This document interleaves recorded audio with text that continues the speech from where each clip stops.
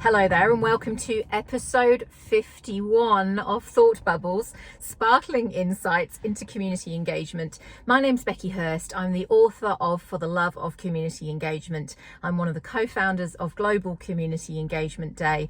I'm a keynote speaker, a mentor, a trainer, and I guess a doer of all things community engagement. It's a while since I recorded one of these Thought Bubbles, but I've just got a yearning to share some short snippets with you via this mechanism. I've been doing Thought Bubbles for the last 8 years, but it's been a few years since I've done one. If you look back through my YouTube channel, you will find every possible hairstyle over that 8 years. So here I am in the here and now, 2023, and I want to talk to you today about lived experience.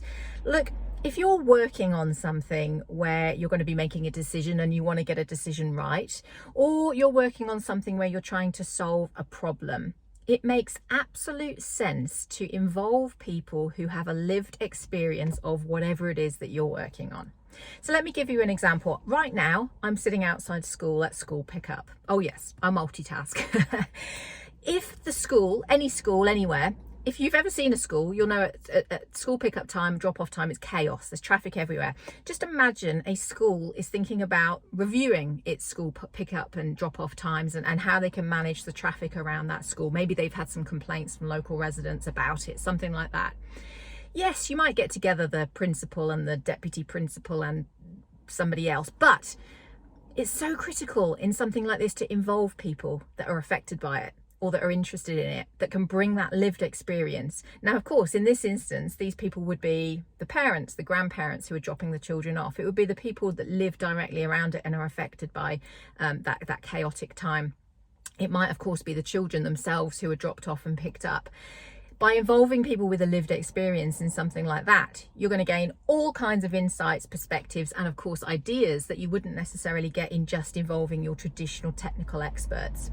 Let's imagine it's a different project. I've just driven from my office to school pickup. I've got lived experience of those roads that I've just driven on. I'm somebody with lived experience of, I guess, the traffic management on the way that those bends work through the country roads. I'm conscious of road safety issues. I'm somebody with lived experience.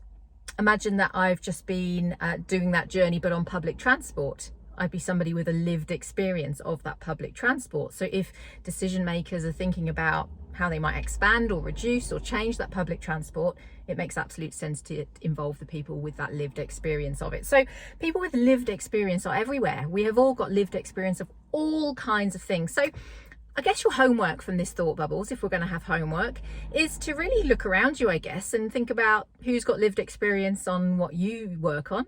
What do you have lived experience on that perhaps you could be contributing ideas around? Until next time.